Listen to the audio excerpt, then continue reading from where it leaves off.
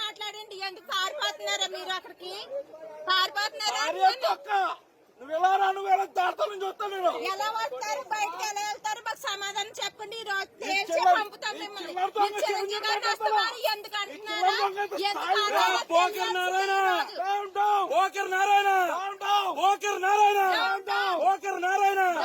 CPI బోకర్ నారాయణ, కులగజ్జి బోకర్ నారాయణ.